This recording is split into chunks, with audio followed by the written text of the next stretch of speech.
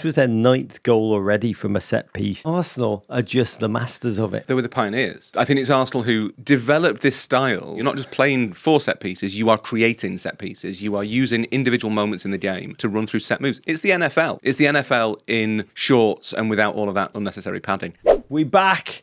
Like the Toronto Blue Jays, and what did we just witness? Eberechi Eze went full Benedict Arnold on Crystal Palace. A beautiful, beautiful Benedict Arnold. Arsenal are 4 points clear as Liverpool lose again. Is it rope-a-dope? Is it a comedy bit? But performance of the weekend, Sunderland arrived in Chelsea with their phasers set to stun. Black Cats are in 4th. It's a bit like watching the narrative of Pretty Woman act out in the Premier League with Granit Xhaka, of course, in the Julia Roberts role. Manchester United are making the fans think about finding Barber's phone numbers that they've lost for some time. I'm here for my first experience of the Hill Dickinson tonight. Home. Crap home. Of course I fly 3,000 miles to watch Everton make history by losing their first ever game at the Big Dick. 3rd place Spurs though, some consolation. I'm here in Liverpool with the Crown Prince of Harrogate, Rory Smith. I live and breathe in the flesh. Raw. It is so good to see you. Ockeye the new, Rog. Ockeye the new. Tell us where you've been. I've come from Scotland. I now feel fully Scottish. I've got tartan on under all of my clothes. You could have had the kilt on for the easy access, but you chose to pants it up. I'm deep frying everything. Yeah, but tell us why you were there, because it is kind of amazing. You shifted the football tectonic plates in Scotland today. There's been a revolution in Scotland. There's been the biggest, I'd argue actually, Rog, the biggest result of the British football weekend was in Edinburgh on Sunday lunchtime, when Hearts beat Celtic to go 8 points clear. And just to give you a little bit of context for that, Celtic or Rangers have won the Scottish title every year since 1985, which was before you were born. That's true, by a good 10 years. 10, 15 years maybe.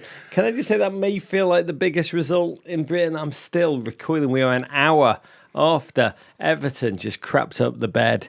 And despite the loss, I will say, going to Big Dick Energy for the first time, it was magnificent. How was it? It was surreal. I mean, it is beautiful. It is beautiful. It's as if like the Millennium Falcon has just washed up on the shoreline of the River Mersey, and it's Everton's home, which is hard to like square away because it's the most un-Everton thing that ever Everton. Does it feel like home immediately? It feels like I spent a lot of time thinking like the Talking Head song, once in a lifetime. This is not my beautiful home. This is not my beautiful wife. It was strange. There was an optimism. There was a joy. There was a pride. The place was buzzing before kickoff. And as you know, we don't know what to do with pride. No. We don't know what to do with joy in the modern period. We don't know what to do with like a swelling of positivity. So it was almost a relief. It was almost a relief, Raw, that we lost. You know, when you get a new mattress, it takes a little while before it's kind of taken the shape of your body. Like you need to create your dent. Do you think Everton need to lose 10 to 12 games at the Hill Dickinson before they've created their dent in the stadium? Yeah, I think that's when it feels like they belong. We need to lose the games. We need to have a lot of police horses do their business. Get that salt stench of Goodison Park back. Get that air of futility, of just a fight against all odds. We need to feel the taste of our own blood in our mouth. And then I think, Raw, in that moment, there'll be a moment after disappointment, like today, a game of which we'll discuss, I would say in some depth, but there wasn't a lot to it. I think then it will feel like him. You'll feel like it's really yours when you kind of resent going there. Yeah. When I'm filled with self-loathing, when we're screaming, why do we do this? Why? What about this is pleasurable? What else in our life, Raw, is like this that we willingly go to it just to be punched in the down belows, and then we say, please, sir, can I have more? And that, in that moment, when we answer that question, I think that's when we'll feel like home crap home. But there's something really nice about the fact, Rog, that sentiment is shared across the city that we're in at the moment. A hands across the Mersey moment. It is. Of everyone being really upset about football. It is. The North East, they're like just absolutely dancing. They're like, we got the 90th minute plus winning bangers. And here, the best thing I can say is Jack Grealish's shin pads look even tinier in the flesh, Rule.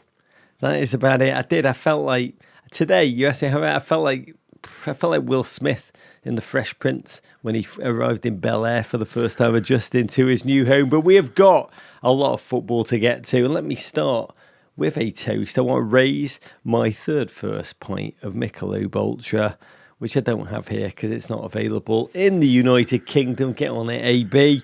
But I want to raise it to the fans and the staff, probably more importantly, of Sheffield Wednesday, who amidst quite rhapsodic scenes stared doom in the face this weekend and said not today. Officially entered administration earlier this week, immediately picked up, as you do, your 12-point deduction.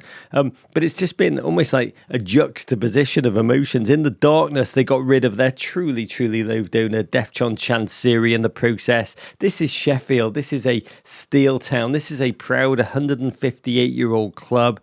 Been turned almost into a zombie entity by the Thai businessman. Fans had started a boycott the ground in protest, but the second he put it up for sale, 27,000 plus packed the Hillsborough Stadium. They also mobbed the club store, buying shirts by the dozen, created an incredibly joyful, tumultuous atmosphere. The club, yes, perilous spot in the Championship. They're in administration. Everton fans can relate. They're on minus 6 points for the season, but they are back, finding a nourishment in the football. I found it incredibly moving watching. I don't know about you, Raw. Just a reminder that in this commercial kind of sheen, overhyped world of football, at its best, when you watch that Sheffield Wednesday game, you saw the core truth of the origin of British football that we honestly need. Football at its heart is a social construct around which thousands of local human beings find meaning, find connection, bear memories together, almost express their prouder selves. That was the joy of the weekend for me, even in defeat for them. It's their identity, and that's true across Britain, across Europe, across the world. That the club is a thing that the soul of which belongs to the fans. Whoever has bought the kind of the legal license to it is immaterial. The fans are the constant, and Sheffield Wednesday are a massive football club. And massive. It's one of those things that makes me feel really old. If I speak to kind of my nephew who's 16, he has no real concept of the fact that Sheffield Wednesday are a club sufficiently big that they have won more league titles, Rog, than Tottenham Hotspur. They are a bigger team historically, more successful team historically than Spurs. Bigger is a little bit different. They are a huge part of British football. They are an institution that they've had this terrible situation for so long under Chansiri that they've been allowed to drift is a disgrace. But the fans are still there, they still go, and it still means something. And as long as it means something, then you have something to cling to. To life, to meaning, to community, and to the football. Let's dive in and start with this afternoon's game of wonder. Arsenal 1, Crystal Palace 0, and the Premier League script writers, let's just say, once again, we applaud you. They were on one. A film with Steve Parish, the chairman of Palace, on Friday. I didn't mean to get into this, but I did ask him, just as you do, about how he would feel watching Eberechi Eze play against Palace for the first time, and he laughed. The clip's actually on our Instagram, and he said he's a beautiful person. Just imply Steve's Cockney accent here rather than me faking I think you should one. do it. Oh, it's terrible. It'd be like very, very bad. Be the opposite of Jude Law in Black Rabbit with his Brooklyn accent. But he said he hopes he'll play unreal football. He wishes him the best. He's such a beautiful human being. He deserves every single joy. But he said against Palace, he hopes he has an off game. You know, he actually then caught himself. God bless, because he's prescient. He said he hopes he has a great game, but the Palace win. And words which, well, let's just say the opposite came true in this game. We wouldn't know it from the beginning now. Arsenal struggled to assert themselves against a Palace whose identity is true. And Oliver Glasson, they're deeply organised, they're robust, they snap to take their chances on the counter. From the off, Adam Wharton, one incredible footballer here is Wiltshire Pearl. I actually had the chance to see him play in the flesh on Thursday night, came on in that European game. Just his vision, his passing, it is absolutely transcendent. We interviewed him last week. You can find the interview on our YouTube. He wasted no time reintroducing himself to Eze, wiped him out early. It almost felt like he knocked him out of the game. Eze actually had a quiet opening in the wake. So did his team. It took them 30 minutes just to register a single shot on goal. Palace did what Palace do, set to maraud on the break. But the very first time they dropped their guard, free kick conceded, won by Eberechi Eze, centrally deep. Declan Rice lashed an arcing drive towards Gabriel. It was a Palace defender that dropped it back into the Kenny Loggins danger zone. Centre of the box, who swooped in? Had to be Eze. Chance that if you've actually watched Arsenal all season, he's had a couple of these arriving late in the box, miscalibrated, driven high and wide. But here, hard to control, ball bounced up chest height. Eze just muscle memory, went kung fu fighting, airborne, both feet. And I have to say, with stunning body control, kept the ball on target, lashed home. A slight celebration, seen by Arsenal fans as natural. A childhood, somebody said in our Discord, a childhood Arsenal fan scoring for the team that he played for in the youth academy that he dreamed of playing for. Cut, obviously, age 13, a moment which scarred him, clawed his way back ever since. Raw, the Premier League script writers, this is poetry. This is trauma. That goal was wonder in equal measure. Yeah, you kind of had that sense that in a game like that, it would be Eze who'd make the difference. As you say, he's got that in his game, I think, and it's something that looks like Arteta is starting to kind of try and elicit deliberately. We know that Arsenal are dangerous from set pieces, but a lot of set pieces, Rog, lead to second balls. And if you've got someone in that kind of Frank Lampard position to convert those second balls, then that's another weapon that you can use. And all Mikel Arteta is doing, I say all Mikel Arteta is doing, what Mikel Arteta is doing is accumulating weaponry. That Arsenal team, like all the best teams, can hurt you in multiple ways. And adding Eze to what they already had, it's another option to do damage. I mean, I think this team is so fascinating to watch as Mikel is really starting to understand just a multitude of different operations, different opportunities, different possibilities. I mean, just a wide array of weapons. It's almost like when you're a gamer and you're learning how to work the different tools at your disposal. But this was delirious. This is like a moment from epic poetry. And my God, Arsenal loved it. The stadium announcer 3 times screamed Eze's name into the North London night sky. Set piece again. Ole, ole, Arsenal Football Club. This is an incredible statistic that I think they put up on Sky television. This was their 9th goal already from a set piece, first in the league.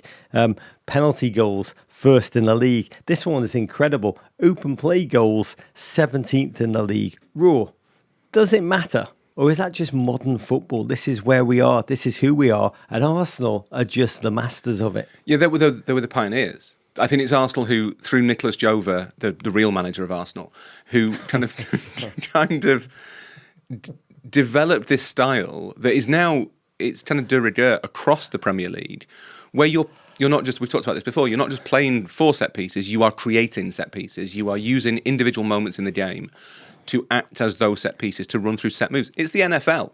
It's the NFL in shorts and without all of that unnecessary padding. The question, I guess, and I don't have an answer for this. We're like 7 minutes into this podcast. You're on a one-man mission to just piss off the entire universe. Finger in the eye of Arsenal, the real manager, Nicolas Jova, then taking out the whole of continental United States with the NFL swipe. Keep going, in babe. 2 neat sentences. Does it matter that Arsenal don't score that many goals from open play? Morally, no, not at all. Goals are goals. You use what you've got. In terms of like performance, if I was an Arsenal fan, it would just give me an enormous if. Brace yourself, Arsenal fans. Off on one. Go on. If I was an Arsenal fan, it would just give me a little bit of cause for concern. Because I think at some point, and we saw this last season, their set pieces dried up. That the way teams were defending the set pieces did change. Yeah. And towards maybe the last third of the season, they weren't quite as effective. They still scored occasionally, and they'd still scored so many of the they dried up. At the beginning of the season, I did ask Arteta, I said, are you concerned? The weapon of set pieces did, become dammed up as opponents study. I said, what's the solution? Is there a new? He just said different set pieces. There you go. But presumably the same pattern repeats, and Mikel Arteta will know that. And I think you do need to have different ways of beating teams. And the other thing, and this became clear today, winning lots of games 1-0, again, morally not a problem. They all count. But it does expose you to just a little bit of bad luck. If you get the wrong bounce of the ball, if you get one mistake, one slip, the Premier League is ruthless. I think Arteta would probably prefer to have a little bit of daylight in some of these wins. I look at Arsenal Football Club. This is the season in which, the trends of football and football moving ever more through the cycles of like total possession to counter pressing. We know the current motif is one in which the game now has such a full calendar. You talk about the NFL. To me, the Premier League has almost become like the NBA, where talent-stuffed teams, and every team is almost talent-stuffed at this point. Exhausted players, kind of tactical, neutralising. It's almost been reduced to NBA-style duels, one-on-one, where marginal advantages in fleeting moments decide games. I almost credit Mikel Arteta. I credit Arsenal for being ahead of that curve. They've spent the last 2 seasons perfecting the art, almost ready for this moment. They are the masters of the martial art of set pieces. It is. I mean, jiu-jitsu is it one of the most lethal martial arts. It's not the most beautiful one to watch. It is the most pragmatic and probably the most controlling. And this is where we are. Robust defending, seizing moments, making them count through clean sheets. And true collective ferocity, which I don't think Arsenal get enough credit for. This is a team in a season of erratic performance and vulnerability that's built to win like no other. Here's the killer stat, Raw. That Arsenal backline has permitted just 1 shot on target in their last 3 Premier League games, kept a clean sheet in each. This is mind-blowing. In baseball, we're in the World Series. They say pitching wins championship. That Arsenal backline is a thing of cohesive, robust, deeply intelligent tactical beauty. Absolutely. And in football, the phrase has always been defence wins championships, and that remains true no matter how attractive teams are. Even the great Man City teams under Guardiola didn't concede many goals because they always had the ball. And if you've got the ball, the opponent can't score. I think what Arsenal deserve a huge amount of credit for is 2 aspects. One is the Jova Arteta-inspired move to set pieces, which worked, as you say, because of the busy schedule. No one can do any coaching. There's no time to coach anybody.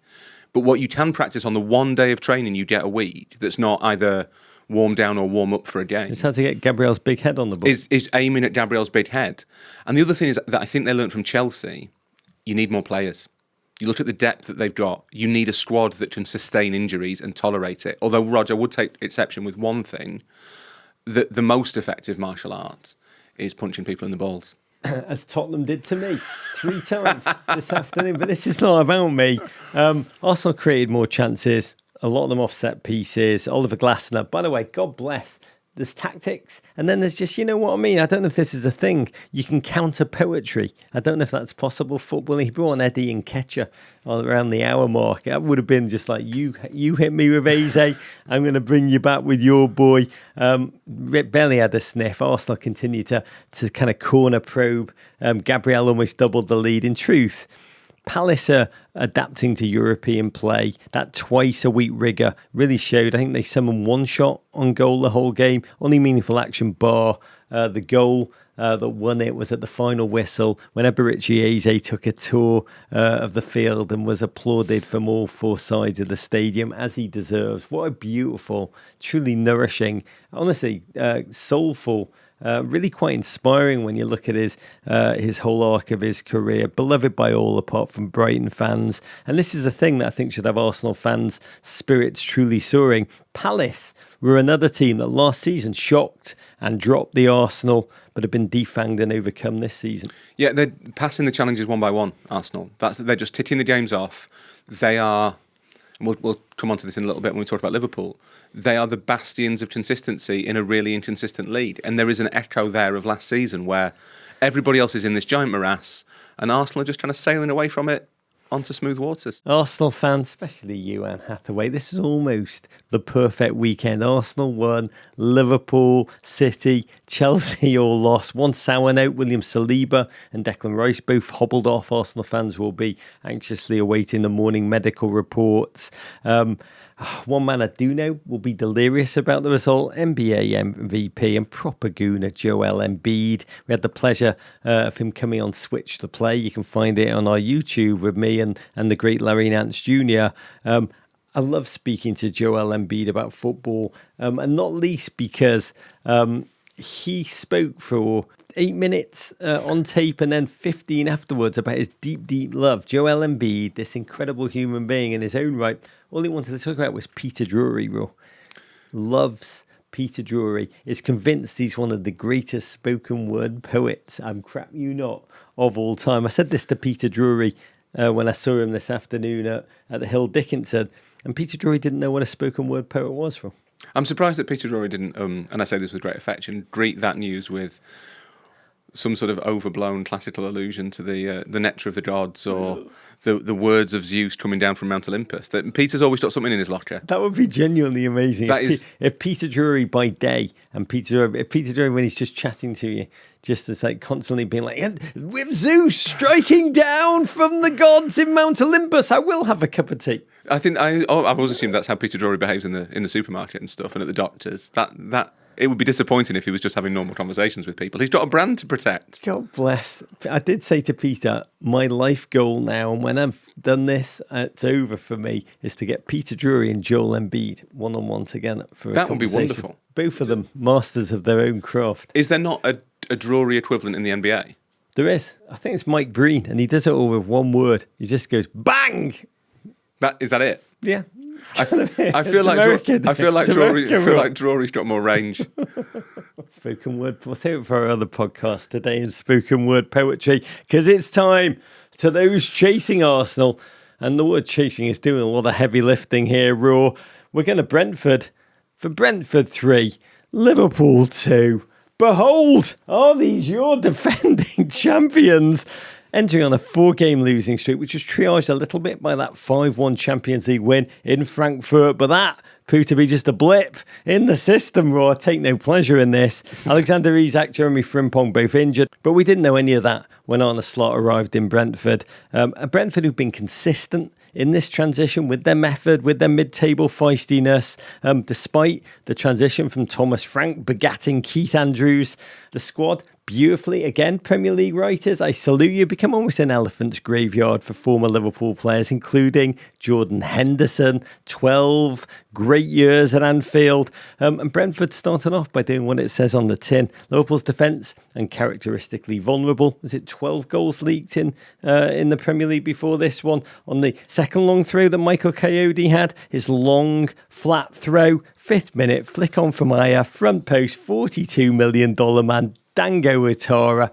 Once you're Bournemouth, you are excelling no matter where you play. At the back stick to hold off poor Milos Kerkez, not you on the Bournemouth thing, and stab home. Just to explain to us, Raw, why is the long throw a very crude, kind of basic play so bloody hard to defend? It's like military forces still using the phalanx attack, which you know, and Peter Drury knows, was developed by Greek city-states, 8th century BCE. If it works, don't change a thing. Yeah, it's a good question, actually. I'm not quite sure why it seems to be so effective. It's especially effective against Liverpool, Rog, but it's effective for everybody, against everybody. I don't quite know what it is that makes it so hard to defend. I guess it's the speed and the trajectory, particularly for Coyote, that is really hard for the defenders either to read or to kind of counteract. And because the attacking team kind of knows where it's going a little bit more than the defensive team, there must be an edge in there somewhere. But Liverpool particularly seem to really struggle with it. And despite repeated exposure. So you say that Liverpool's defence was uncharacteristically vulnerable at Brentford.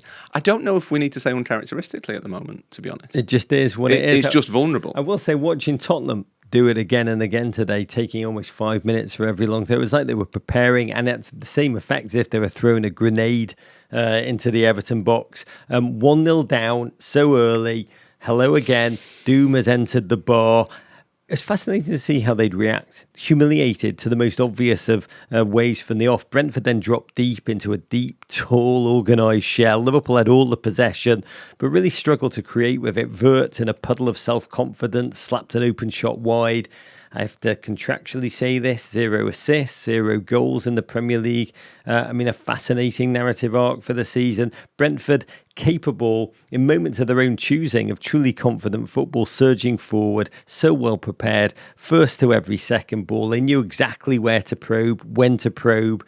Slot, God bless him, had complained about Manchester United's basic long ball tactics. It was essentially telegraphing to everybody what his own side's vulnerabilities were. If you complain, you kind of need to prove you can defend it, Rob. Yeah, I find it odd that Slot has... I guess that everybody knows Liverpool are vulnerable to long balls. It's not like Brentford would have gone into work on on Monday morning and thought, do you know what? Arne Slot said that Liverpool are vulnerable to long balls. I'd not noticed that before. Everyone can see it. It's really obvious. But Liverpool's inability to find a remedy, to find an antidote, is quite troubling. Because you know what you're going to get at Brentford. You know what Brentford are going to do. That's what they're good at. That's what they've been good at throughout their stay in the Premier League. The fact that it was just as much of a weakness for Liverpool as it had been last week, and the week before that, and the week before that, that suggests that whatever Slot has come up with so far just isn't working. You know who particularly enjoyed tormenting Liverpool with the long balls? Jordan Henderson, probing his teammates with his passing range. Liverpool going backwards. Essentially had all of the structure of the east wing of the White House. We thought that would be it. But then Brentford went up 2 on the stroke of what we thought was the cusp of half-time. Delicious deep diagonal curling pass from Mikkel Damsgaard. Sprung Schade sprinting in on goal, ruthless with his finish. And now you're going to believe us, sang the Brentford fans, walking on sunshine for mere seconds, because Liverpool were rocked, but they weren't keeling, ground away back into it. Stroke of half-time. Finally, a Bradley low cross evaded all comers. And God, with a roar of relief, it was actually both beautiful and it stressed me out a little bit. Milos Kerkez, just that outburst. In that moment, Raw, watching, were you like, don't call it a comeback? Were you thinking, okay, it's on? No, because it's been obvious for a while, and it was obvious during the first half, that there is a cheat code to beat Liverpool. So as much as you look at the team and you think there's plenty of individual talent in there, so it is theoretically possible that they would be able to get back into it, they'd find an equaliser. You know that the second half, like the first half, is going to be a torture because Brentford had found Liverpool's bruise and just kept punching it. Yeah, and so it came to us. You won't even give me that satisfaction, Roy, you beautiful man. On the hour, Virgil van Dijk suddenly, just a poor, confused unk of a player, had a hand across the Torah, then kicked through him. Initially given as a free kick, but then upon review, the foul was seen to be on the line. Penalty given. Igor Thiago kissed the ball with passion before placing it down. I think there was a hint of tongue in there. Sent Mamashvili the wrong way. Lashed home. Delirium. Sublime finish from Mo Salah in the 89th minute to give Liverpool a flicker of hope. Just his first goal from open play since the first day of the season. But its astonishing clarity only served to reinforce just how blurred everything is at Liverpool right now. Liverpool, amazing statistic, only lost 4 of their first 43 games under Arne Slot. Suddenly, they've had their 4th loss just this season in a row. Those Ibiza trips really gave mad hangovers, Raw. This is where we are. Supposed super team, utterly bereft of chemistry or progress. That's what's remarkable. There's very little evidence of gelling, no intensity. Slot said we were second to every ball, no shape at all. Opponents seem to know. Suddenly, scoring is always a possibility. Spending time in Liverpool this week, a lot of people scratching their heads at why the season they thought they were going to have last season, the season of transition, the season off, is actually happening this season as defending champion. And we have to raise this again, Raw, as you kind of compute and pull this together. I mean, I'm not using this as an excuse because it is utterly real. But hard to fathom because none of the players understandably will talk about it. We have zero insight into the extent that the death of their teammate, the shared grieving in their workplace, the locker room is emotionally undermining the focus. We've all lost people we love. I mean, we know that just getting out of bed sometimes after a death is you're living a zombie life. But Raw, when you watch this, I mean, you've talked about Mo Salah in particular, that he just almost seems like just so bewildered, the skills so broken. How do you explain your team to yourself? Yeah, I think there's been a couple of things with Salah in particular. Obviously, that image that I think will prove the defining one of Liverpool's season on the first day of Salah in tears in front of the Kop. But also there was a moment on social media, which is a weird place for there to be a meaningful moment, where I think Salah picked out a tweet that implicitly criticised Luis Diaz and Darwin Núñez, and he took exception to it publicly, saying that it was disrespecting the team that had won the title. And I do wonder whether it strikes me that Salah is very much not himself. It looks to me from the outside, and there's an element of COD psychology about it. This is today in COD psychology, this podcast. You wonder whether he is suffering in a way that either he feels he can cope with or is not recognising. Much of that will be the loss of Jota, but also the loss of Jota within the context of all this change that's happened around him, this sense that that the club is moving on to a different system, that it sees a different future, and questioning where he fits into that. I think Mo Salah's going through a lot in a lot of ways, maybe more than some of the other players. You can't separate the death of Jota from what Liverpool are going through. But that said, I think you can also analyse it in a pure kind of footballing sense, always keeping the kind of broader human context in mind. And in a footballing sense, all of those things that you've just said are true. And the big thing that is, I think, most troubling is the fact that it's not really clear that Arne Slot knows how to fix it. So that is the big question. Upcoming game for your boys: Crystal Palace in the Carabao, red hot Aston Villa, Real Madrid, and then Manchester City. So let me ask you this. You're talking about Arne Slot. The pressure, the glare, the tabloid buzzsaw is sucking Arne Slot into it for the first time. He talked about post-game how this was, quote, up there as perhaps the most disappointed he's been in his time as Liverpool manager. He acknowledged that opponents seem to have found out a way to play against his boys. Are his tactics the problem? Or are the players just not delivering on what he's telling them? Or as so often on this show, can two things be true? I think it has to be both to an extent. The players are performing within themselves. It's very hard to pick out, apart from Dominic Szoboszlai, any Liverpool player who is playing well or has played well this season. I think there's an issue over the recruitment. Unusually for Liverpool, it looks like they've bought players without a clear sense of how they fit together. And then, you have to... Ultimately, it's the tactics are Slot's responsibility. That's what he has paid the money for. Those tactics aren't changing in a way that's effective to counteract what the opponents are doing. Liverpool don't look like creating enough chances to offset the weakness at the back. And when you spend all of that money on players like Florian Wirtz, Alexander Isak, Hugo Ekitike, that's not great, because if Liverpool were winning games 4-3, then you could just about understand, okay, they've traded off the defensive balance for a bit more potency in attack. But they're not. They look, for vast stretches of games, totally out of ideas. And that is something Slot's going to have to solve. My sense is that Liverpool pride themselves on how well run they are and how rational and how sensible and how data-driven. So I don't think Slot's under any pressure internally. But there does come a point where a club of that size, if it keeps losing games, has to think about the manager. And I come back, Rog, most days to what Szoboszlai said to you last year, that when they look at Slot on the sideline, it's such a telling quote that they see a man who's in control and has a plan and knows the plan's going to work. The Liverpool players can't be looking at Arne Slot like that at the moment, and that's a problem. Yeah, I mean, you said to me when I came in, ultimately we look like a team that have won 5 and lost 4, and the problem is the order in which we've done it. Yeah, I do think this sounds a little bit like fan-brained, but I think it's what's weird about Liverpool's season. Liverpool have the right amount of points for their performances. It's just very odd and quite unusual that they won 5 all at once and then lost 4 all at once. If it had been win, loss, win, loss, win, loss, it would feel different, but the outcome would be the same. It makes it look like a collapse. And it feels like a collapse because they've lost 4 games in a row in the Premier League. We gave them the title. Yeah, they won the lead after 5 games. They won the title and are the team that are in fear of relegation. It's an amazing duality of Liverpool's season. I think one thing that I would pick out, Rog, if Arne Slot was so desperate that he came to me and asked for advice, which he shouldn't do because I don't know the answer.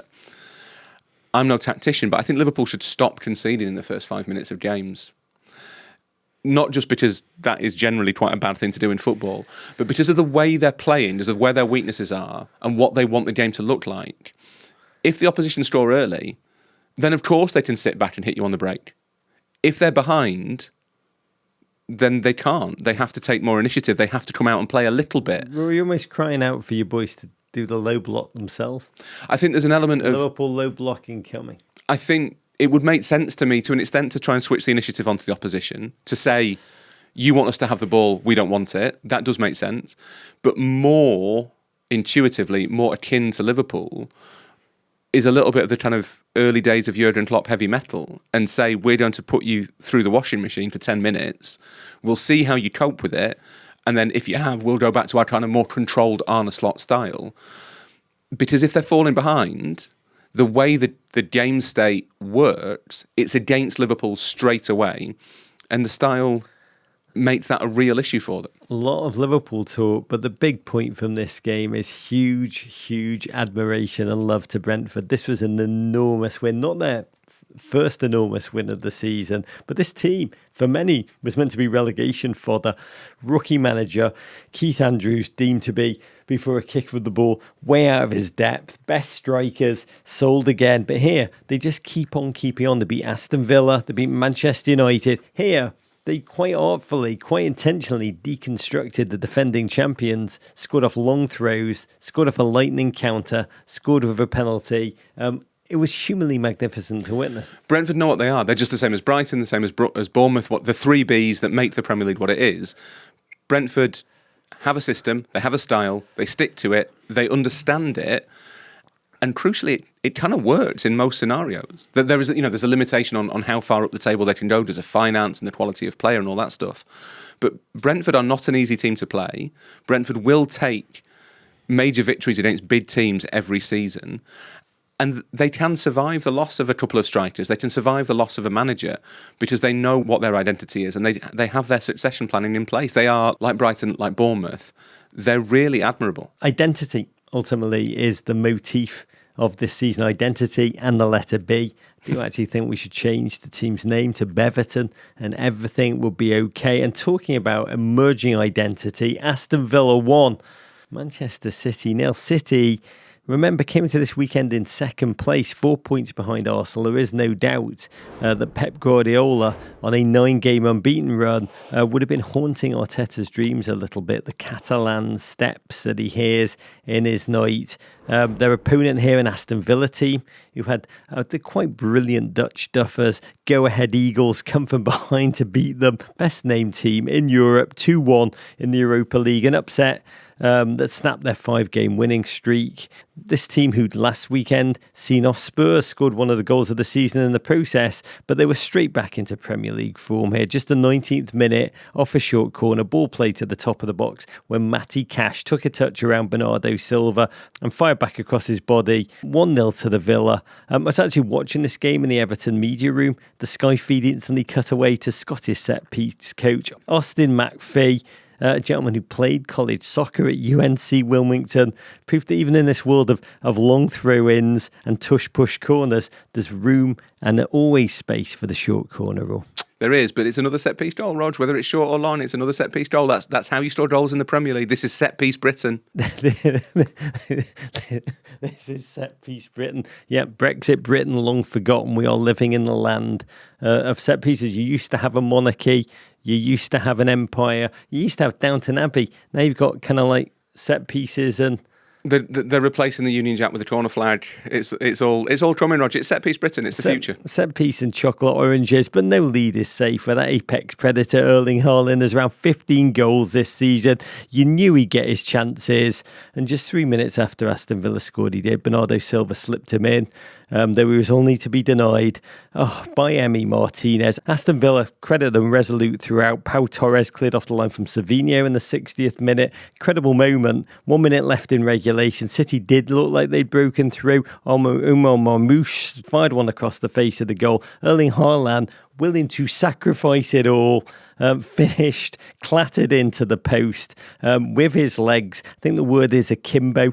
I looked at it. Again, in the Everton media room, guy was in agony. And one of the Everton journalists just goes, Dixie Dean, the great Everton striker of like the early 20th century, said he scored 60 goals in a season and he only had one testicle.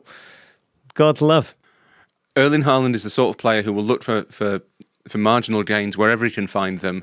And if he thinks he can channel the spirit of Dixie Dean by doing that to himself, then maybe it was on purpose. He's only got one ball. He's only... anyway, add insult to injury, goal ruled off for offside. And when full-time blew, this was just the second game this season. This is astonishing, where Erling Haaland has not scored a goal. Villa held on to win it 1-0. Third straight season they've sunk Manchester City.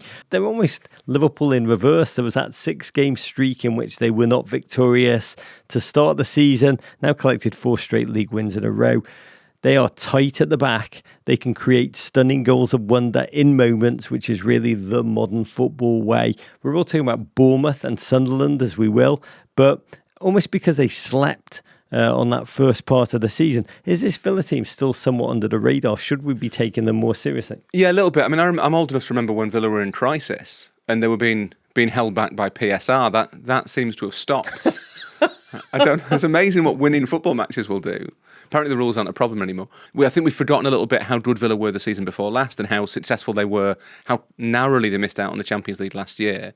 Villa are a team to be taken seriously, and that start was a little bit kind of self-inflicted, I think. They seemed to talk themselves into a sense of crisis, that there was a frustration around that not being able to kind of fulfil their ambitions, and it seemed to seep into the team. But now they look like an Unai Emery side again. As you say, they're well organised. They've got an array of attacking options. They're starting to bed down, to settle in together. There was a bit of churn in the summer, which I think buys them a little bit of time. They'd lost Marcus Rashford and Marcus Asensio, who were two of their bid figures in the second half of last season. They will come good, and they will put up a decent fight for a Champions League place, I think. Going to Villa Park is never easy, and City really don't like it. Highlight of the game, I think, for Villa fans, singing "You Just Crap" Morgan Rogers to Phil Foden. City now tied on points with United. Horror of horrors. They will play Bournemouth next weekend in a clash, incredibly, between 5th and 2nd, and it's City that are the team in the 5th. Roll on that game. It will be magical to witness. And talking about teams on the up, against all the odds, Manchester United Plucky minnows.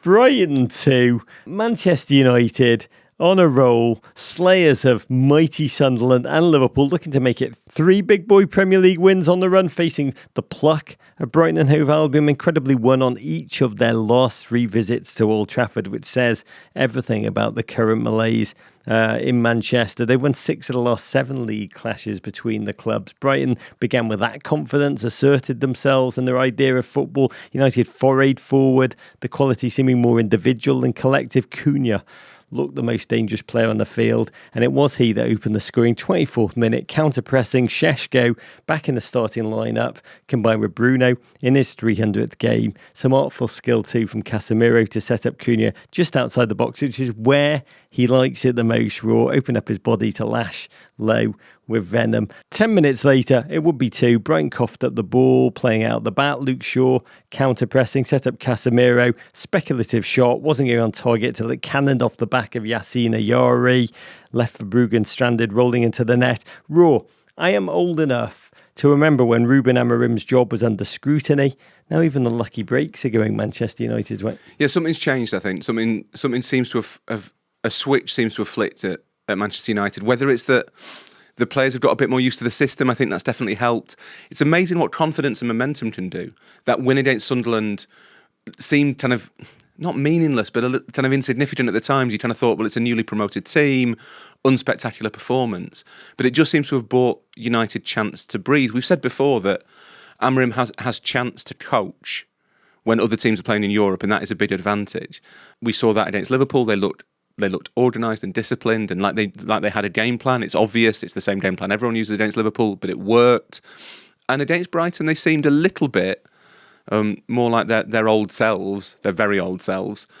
But the other difference that maybe hasn't been commented on enough, I think, is Cunha. Cunha has a real kind of swagger about him. And a team in United's position needs someone like that, someone who's prepared to say, don't worry, I'll do this. Yeah, I mean, he is a totem of this incredible stat. Man United have scored 6 goals from an XG of 2.54 in their last 2 games, having previously been Europe's most underperforming XG team. That is really the corrected tissue, and it does seem to connect to Cunha coming back into the side. United looked joyful. United looked confident. United looked utterly potent. It was starting to witness until they didn't, because Brighton had been punished really for their own lack of clinicality. United seemed to have put the game away just past the hour. Another goal in transition. Another goal finished clinically from mid-range. Šeško rolling to Mbumo, who fired through Dunk's legs, I think it was. 3-0. Just at the moment, I was marvelling at the calm, clinicality, the quality. I was like, who is this team? But then God bless Brighton. I mean, they are tenacious, fought their way back. A fine Welbeck free kick, a late Kostoulis header, which made things suddenly incredibly nervy. This is the Manchester United I know and love. But then Mbumo who Amorim later called a working machine, like it's some kind of Rube Goldberg machine. Calm the nerves, fine finish after a quite magical Bruno dummy. If you've not seen it, run, don't walk to see it. Netted with virtually the last kick of the ball. Third successive victory now for Manchester United. Calmed the nerves, the angst. It was a win in which United laboured late. But what was amazing at the final whistle, the sense of self-awareness that the crown which they held as their own for so long has been tarnished and dented. That's gone. There was just a joy, raw, a cohesive joy, a sense of a football that can be quite potent. Amorim's vision, which we've laughed at, scoffed at, he seemed on the brink, seems to be taking root. The body language, really, at the final whistle, the smiles, the joy. It really was the emotional high point of the weekend. But so much comes down to momentum, doesn't it? That United seemed totally bereft less than a month ago. And then they get 3 wins, and they feel like a team that's kind of believing in its coach, a manager who believes in his ideas. All these things that look like weaknesses, like less than 4 weeks ago, are now their strengths. They've got a bit of joie de vivre about them. They've got a bit of belief about them. And Roger, they're moving up the table really quickly. They're above Liverpool. They're level on points with Manchester City. There's reason to be optimistic around Manchester United now, and that's not been true for an awfully long time. Can United get those 5 straight wins? They're away at Nottingham Forest. They're home to Spurs. Could it be haircut time for the United strand? It's possible, but then Sean Dyche. Wow. It's definitely a haircut for the United. It's more Spurs at home that fills the darkness for me after what I've just experienced this afternoon. But let's look at the team in second place. My beloved Golden War Cherries, Bournemouth 2. Sean Dyche's Nottingham Forest 0. Clash of styles, Andoni Iraola, a manager who's an enormous self-professed Haruki Murakami fan. This man is a book lover, facing up to, if I was asked which is the one Premier League manager who's probably never cracked open a book, Sean Dyche. Feeling a little bit day. You don't like that, do you? I think Sean Dyche has read Bravo 2-0 by Andy McNabb. You do? Yeah. He's also multiple times. He's also probably. I bet you he reads a lot of Dan Brown books. I feel that Sean Dyche gets a little bit of a raw deal generally. Like Voltaire. And maybe he doesn't read Voltaire, but Sean Dyche at Nottingham Forest makes a lot of sense to me. In the situation that Forest are, I can see why they wanted someone who lived nearby. No, that's not fair. I can see why Forest thought. It's actually quite humble of Marinakis to appoint Sean Dyche, because it's an acknowledgement that they're in a battle to avoid relegation. It's not an appointment that says this is all going swimmingly. It's an appointment that says I've messed up a bit here. Does it really? I think so. Or is it an appointment that genuinely, I mean, we have no idea. Like, when our manager's chosen, you speak to a well-run and identity team, Brighton. Their CEO, Paul Barber, came on our show. I mean, he's full of, like, strategic truths. The thing that stuck with me, and I asked Steve Parish about this when I got him to tell he's coming on our show for the next Running the Game, about how they found Oliver Glasner. Paul Barber's motif is the day you start looking for your next manager is the day you appoint your last one. I would just say the Nuno to Ange Postecoglou to Sean Dyche kind of 3 managers in a season that we're 9 games into, it does not speak really of like coherent, rational strategy that you're talking about. It doesn't feel like they're Paul Barbering their way through these managers. Oh, they're 100% not barbering anything. It's more like, whose phone number have I got? Who's nearby? Yeah, Sean Dyche, by the way, said when he was appointed, I think, was phrase clear tactical plan? Was that the one that was used 3 times in the AI announcement by Nottingham Forest? He said himself, he's like, well, it did come together very quickly.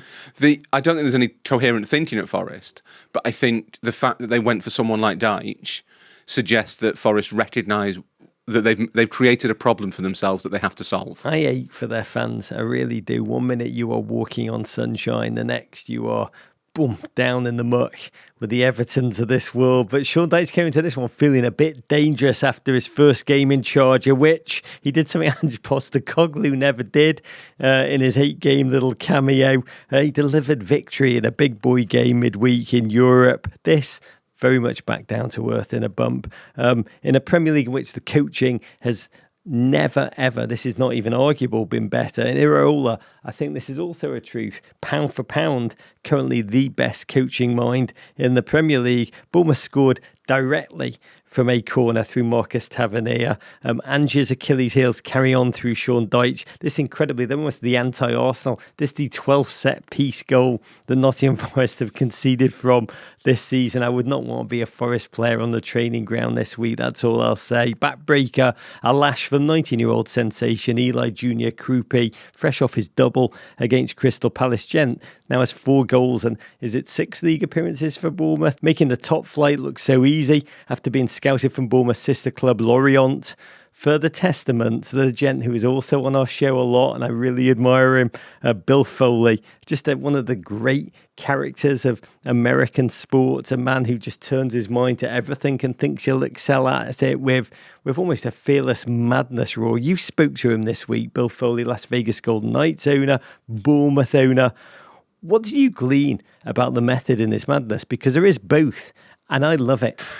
He's really hard not to like, Rog. He's perfect for a journalist. I was speaking to him for The Observer, and Bill Foley has the wonderful habit that everyone should develop of speaking exclusively in anecdotes, which makes my job really easy. I was very happy about that. So he had me at, let me tell you a story.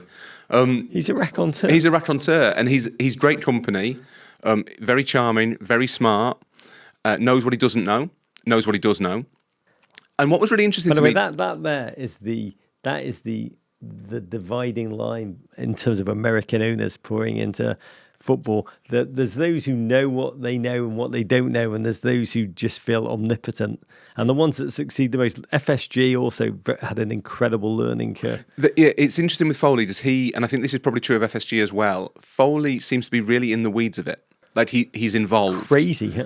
And talk to him about who their 5th choice future left back is. He can name that person immediately. Unfortunately, it's not Mikalenko, but go on. I don't know about you, but I got the impression that he sees it like as an intellectual challenge. I think that's what he likes about it. Like it's this world that he doesn't know, and he's learning about it. And that's an amazing trait to have for a man who I think is in his late 70s or early 80s. He's towards the autumn of his career, Rog. That's the nicest way of putting it. Late spring, and he's still so keen to learn. And the other thing, speaking to people who work for him, not just at Bournemouth, but at Auckland FC, which is his team in New Zealand, is he's got a great eye for people. He's willing to delegate. He'll roll his sleeves up and get involved if he has to. But once he finds people he likes, people like Thiago Scoro, who's the sporting director at Bournemouth, who he seems to really trust, an incredible gent, he will empower them. He'll let them flourish, and I think that's something that a lot of owners struggle with as well.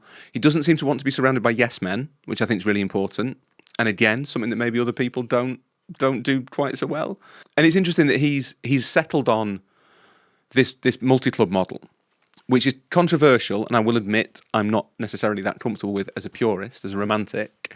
But his view is that is how you have to compete if you're a team like Bournemouth. You have to have that network of talent spotters, of places to park your players, of farm teams, so that when you're buying players, you're not paying someone else, you're just paying yourself. So they get Krupi from Lorient, and the money stays in the group. That's ideal. That helps everybody raise up. The Krupi and the groupie.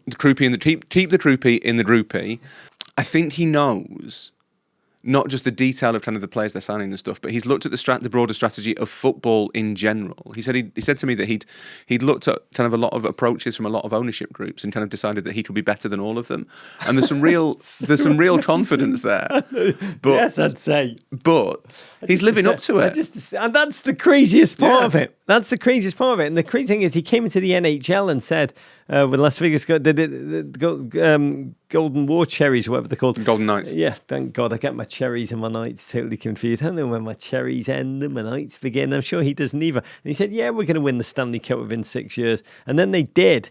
And I asked him, when I first interviewed him, I was like, what data had you seen that had made you with? He's like, oh, it wasn't data. The journalists were just pissing me off. I got my Irish up in me, which I just love that phrase.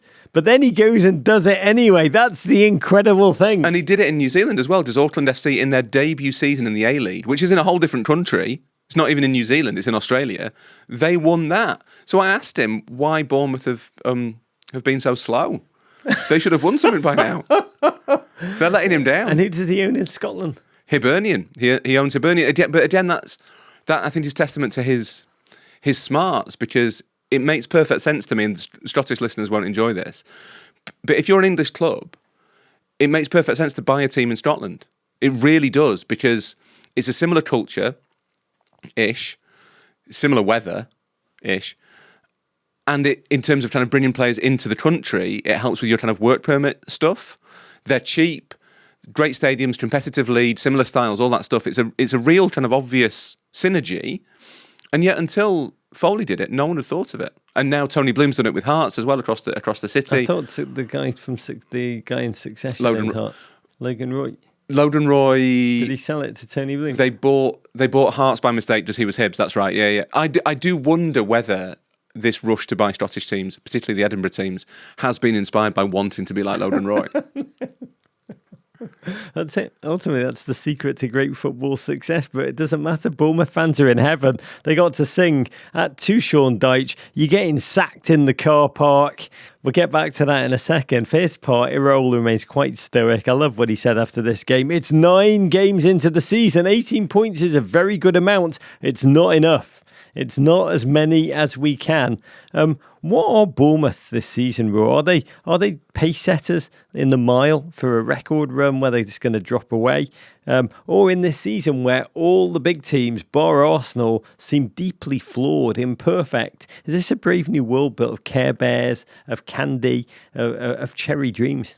It reminds me a little bit of last season, Rog, where, as I say, you had one team, in that case Liverpool, in this case Arsenal, who kind of kept themselves separate from the fray. And because everyone else was kind of relatively evenly matched, everyone takes points off each other, the points totals kind of remain suppressed, and teams like Bournemouth, like Brighton, like Newcastle, like Villa, have a chance to keep up with the kind of established giants who you expect to see in the top 6. The romantic in me wants Bournemouth to stay there for as long as possible. And I remember saying, I think maybe last year, I didn't see any reason why Brighton couldn't get into the Champions League, and I feel the same about Bournemouth. It strikes me as possible that a team like Bournemouth, not necessarily Bournemouth, will get into the Champions League. But just a little sort of cold dose of realism, generally they fall away. The advantage they have is they're not in Europe. So that it's one game a week. That should play in their favour. But what we've seen of Iraola's team so far is they do tend to show a little bit of sign of fatigue around Christmas. The romantic in you. May it be as prophetic as the Irish in Bill Foley. For Forrest, Sean Dyche, I'd say a dose of reality about the enormous job that is to come. They remain in 18th place with Manchester United up next. Worry not. Dwight McNeil to Forrest in January is a certainty, and good old shite will save ye. Talking about the teams who are surprising us with joy and wonder and just a collective fist in which they smite all comers. This result, Chelsea 1, Sunderland 2. A game which began with misdirection. Chelsea, 4 straight wins all competitions, seared down the flanks. 4 minutes in, Alejandro Garnacho netted his first goal for the club through the goalkeeper's legs, unleashed the same, sitting on the advertising hoarding, signature Selly. That was almost a reminder of his doom at Manchester United, but that was just foreshadowing because Chelsea looked set to soar. It felt like they were going to go 2 points behind Arsenal at the top of the season, but Sunderland, are so admirably tenacious.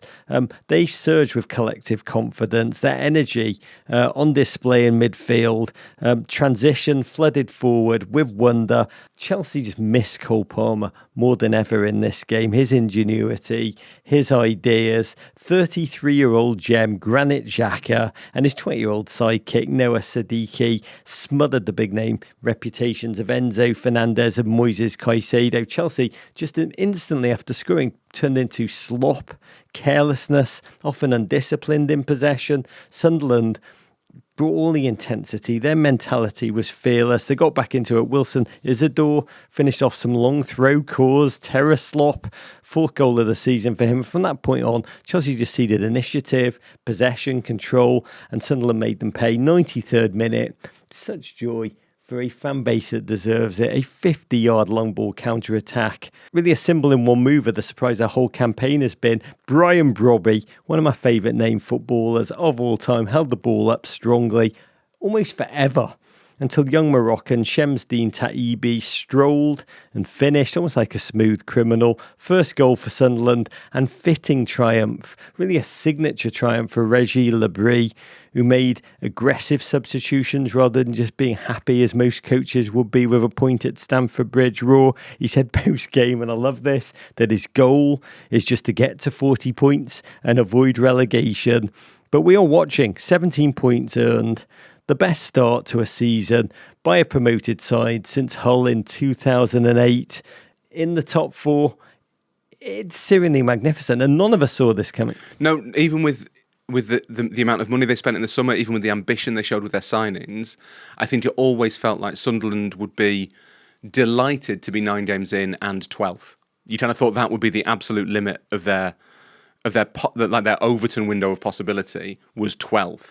And what they've done has been incredible. They look really comfortable, Rog. They look like they are in no way like overawed by the Premier League.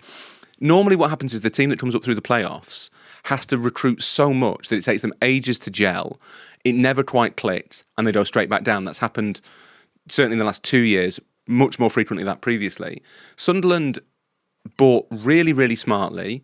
They obviously had a strategy for it. They were prepared to commit money to it, and they're reaping the rewards. And looking at them, I don't think they'll survive in the Champions League places, but there is no reason why they couldn't be looking at a top half finish. It's a season of utter madness, and they play next Everton. I do hope they're making a season of Sunderland till I die.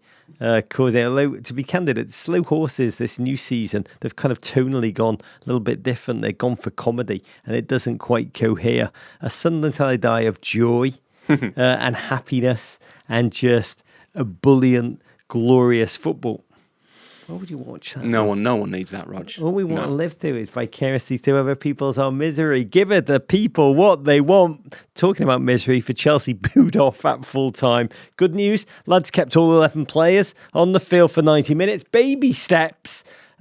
But this was the second time Chelsea have wilted after a Champions League week. Even more concertingly, I think it's 8 points that they've given away from winning positions, with Spurs, Barcelona and Arsenal still to come. And Maresca always seems to be, perpetually, even when he's winning games, seems to be just one game away from being back on the brink. In other matches, Newcastle 2, Fulham 1, relief for Eddie Howe, 90th minute winner for Bruno Guimaraes. Lukic had cancelled out Jacob Murphy's first half strike. Bruno first missed a fine chance for a winner, then somehow deep into the 90th minute, when every leg around him was tiring, still had the engine to drive himself forward and pick up some slop of a rebound and scurry the ball home.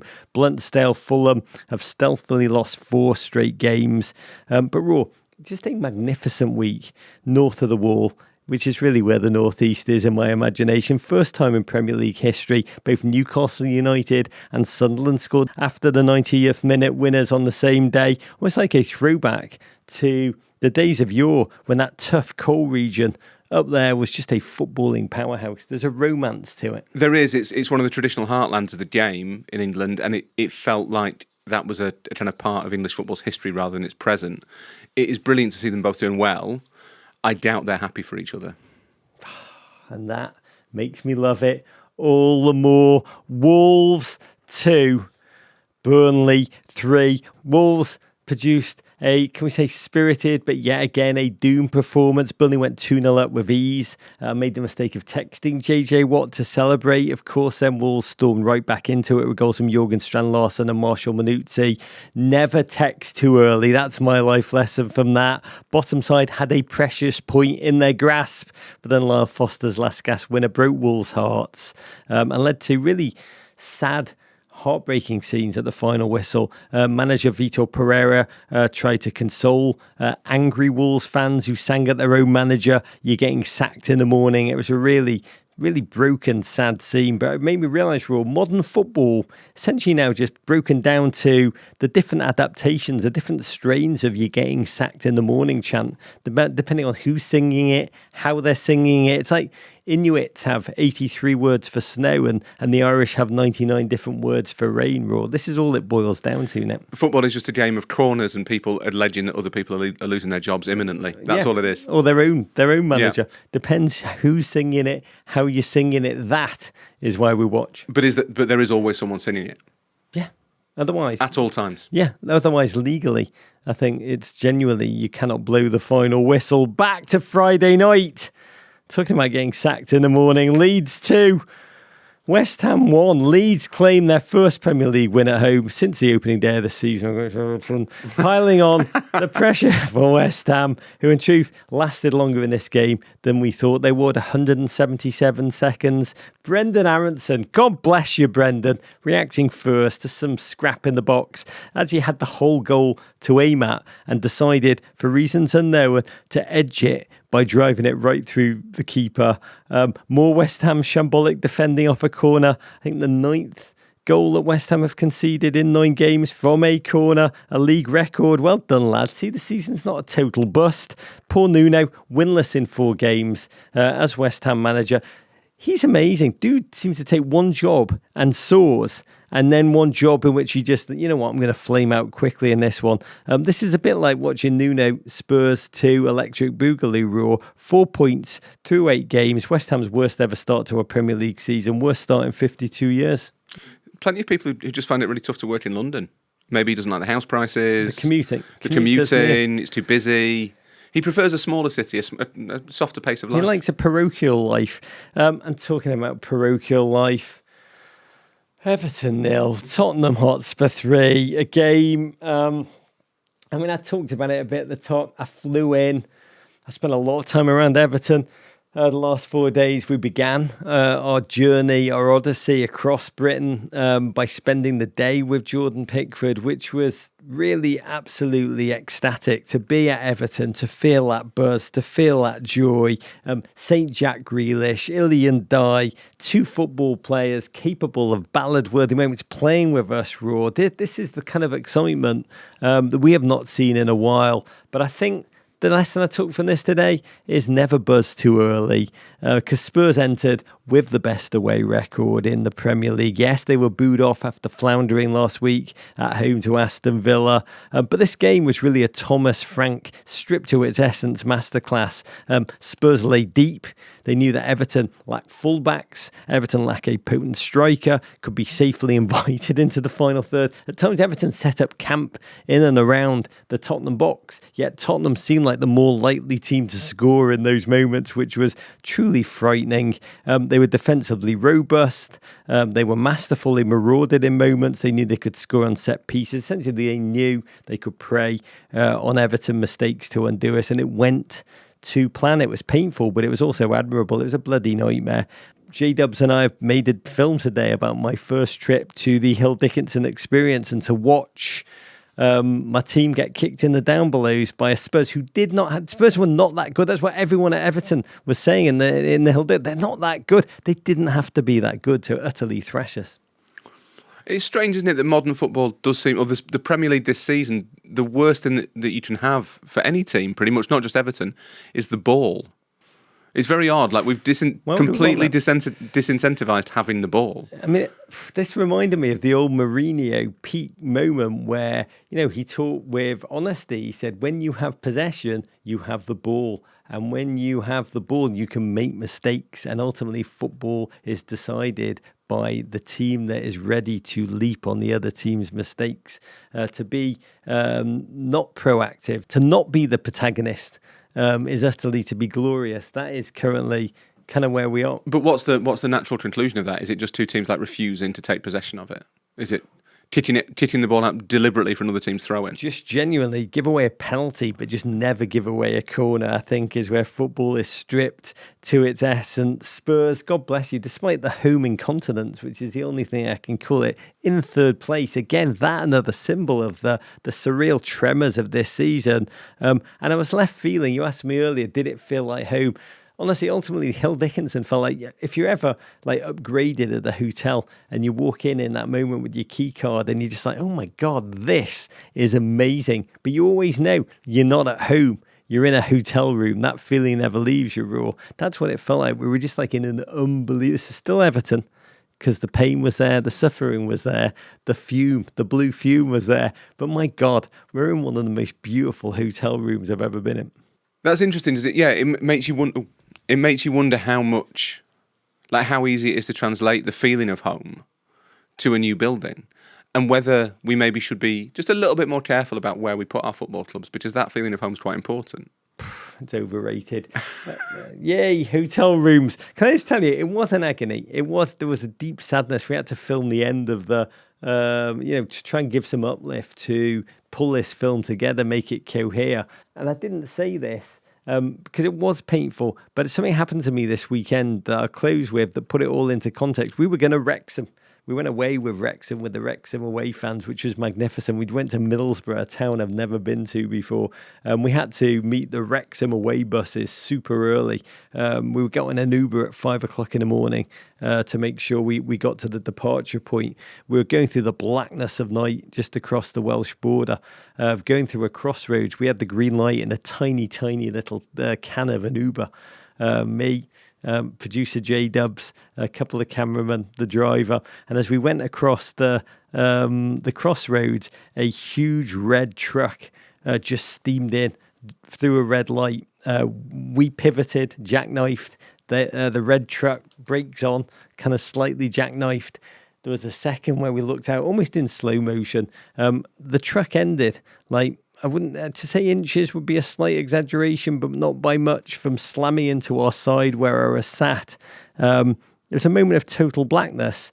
Honestly, we looked at each other, us, the drivers, not saying they were drunk drivers, but it looked like they'd had a few. And then we just, both of us zoomed on. We had a bus to catch. God knows where the hell they were going, and I hope they got there. I didn't think about it again, that moment, because it was a crazy day, crazy time on the bus, crazy trip to Middlesbrough, just a joy. The Wrexham fans, unbelievable. The Middlesbrough fans, unbelievable. But then I got home, finished, got back to my hotel room, my real hotel room, not the Hill Dickinson. I sat down, I called my wife. It just hit me then how close to dying we all were in that moment. What a way to go, by the way. What a way to go in an Uber on the way to catch a very drunk bus on the way to Middlesbrough. But it kind of puts getting smacked by Spurs 3-0. I hope I get to experience getting smacked by Spurs 3-0 many, many times. Lots of that. Not the crossroads thing ever again. Yeah, that perspective is probably quite important, I think, yeah. Yeah, God bless. I wouldn't wish that upon anybody. But it puts all of this ridiculousness into context. And let's end with a letter from Trent Sugar. What a name. Definitely American, in Tulsa, Oklahoma. Raw, do the honours, baby. Yeah, Trent Sugar is a world-class name, Rog. No one's denying that. And you Trent don't have writes, Trent Sugars in England. There is no one called Trent Sugar in this country. There's a River Trent, which is where, is Middlesbrough on the River Trent? It's not on the River Trent. Nottingham's on the River Trent. What river is Middlesbrough? The Tees. There you go. I actually looked that up yesterday, but in my post-trauma, I've eliminated it. I'm now going to use that as an excuse for everything. Raw, back to Trent Sugar. The Wharfe is the best river in Britain. What town's on the Wharfe, Raw? There's no towns on the Wharfe, Rog. Oh. That's why it's so good. It's a countryside river. Is it the really? best type of river. I live on the Wharfe. You do? I live within a 2-minute walk of the Wharfe. If there's not a football stadium backing onto the aforementioned river, is it really? There's a world-class. It's a world-class river. It's got no towns on it. It's just what makes it great. Rog and Rory, your podcast is perhaps my favourite part of the week. Almost better than listening to the football itself. I agree with that, actually, at the moment. Watching and listening to football is massively overrated. I don't know how that works. Here is the question. Erling Haaland lives to tear defences apart. His life is apparently a search for human perfection and marginal gains, with every second devoted to self-improvement. I'm fascinated to see him take time out of his life to launch his YouTube channel and a second career as an influencer on the side. First, because it kind of goes against his total dedication to football. And second, because he doesn't appear to be the extrovert kind of put yourself out there football personality. What do you make of it? And is it the future of football? All players just becoming their own commercial platforms. Come to Tulsa. I'd love to. Trent. What river is Tulsa on? The answer to whether we're coming on depends on the answer to that question. While we work on that. Do you know the quote from Phil Brown about rivers? Phil Brown, the former Hull manager. Come on, what did he say? Gave the greatest quote in football history. A lot of people think it's like football bloody hell when Ferguson said that, or the one about grass from Brian Clough.